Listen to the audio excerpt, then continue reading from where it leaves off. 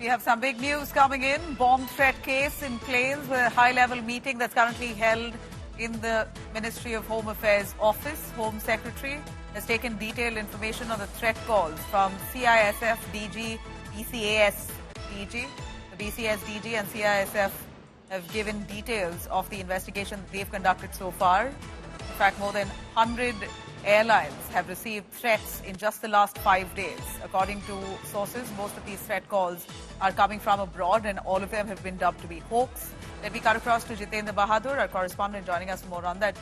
Go on, Jitendra, what do we know about this meeting that's currently held by the Ministry of Home Affairs?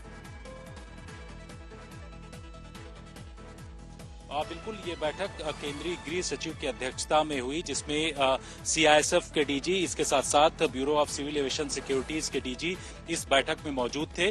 सूत्रों से यह जानकारी मिल रही है कि पिछले 5 दिनों में जिस तरीके से एयरलाइंस को थ्रेट कॉल्स करीब 100 के आसपास आई हैं, उसको लेकर के केंद्रीय गृह मंत्रालय ने गंभीरता दिखाते हुए इस पर एक हाई लेवल बैठक की है। और इस बैठक के बाद ये पता चल रहा है कि जो भी थ्रेट कॉल्स आ रही हैं उसकी ओरिजिन विदेशों से है, यानी कि इस तरीके की थ्रेट कॉल्स 90% के आसपास विदेशों की ओरिजिन है, जिसको कि लेकर के जांच इस वक्त किया जा रहा है। इसके अलावा ये भी जानकारी मिल रही है कि इस पर किस तरीके से जो आईपी एड्रेस है उसकी छानबीन के लिए गृह मंत्रालय का जो साइबर विंग है, I4C विंग, उसको भी लगाया गया है।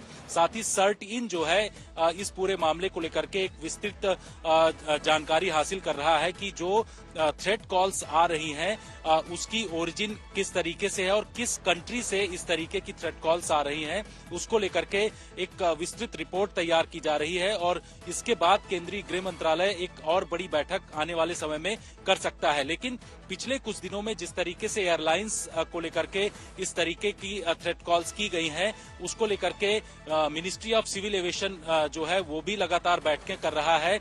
गृह मंत्रालय ने भी इसमें इंटरवीन किया है। केंद्रीय गृह सचिव ने इसको लेकर के जो बैठक की है उसमें सीआईएसएफ को इस तरीके के इंस्ट्रक्शंस दिए गए हैं कि जो भी एसओपी है उसका तत्काल प्रभाव से पालन किया जाना चाहिए। और उसके साथ ही अगर इस तरीके के थ्रेट कॉल्स आ रहे हैं तो एयरपोर्ट पर जो बीटीएसी टीम है, यानी कि बम थ्रेट कॉल्स को लेकर के जो टीम अलग से बनाई गई है, वो भी तुरंत एक्शन करे और तमाम जगहों पर इस तरीके के अलर्ट भी किए गए हैं, क्योंकि इससे एयरलाइंस को काफी नुकसान हो रहा है, ये कहा जा रहा है। और ये भी कहा जा रहा है कि एयरलाइंस का जो बिजनेस है उसमें थ्रेट की वजह से काफी दिक्कतें आ रही हैं, उसमें गिरावट हो रही है। इस वजह से सरकार ने इसको गंभीरता से लिया है और इस पर अब एक्शन सरकार की तरफ से किया जा रहा है।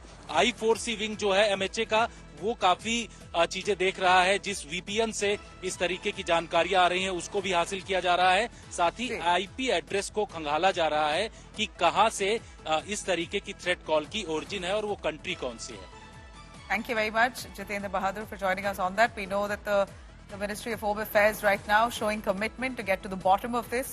Hopefully, those who are behind sending out these hundreds of hoax bomb threats could be reprimanded, pulled up, put on the no-fly list, and cases slapped against them to cough up all the losses that the airlines and the passengers have to go through due to this. Huge frustration coming in from the Indian Airlines and passengers who are traveling in the last week.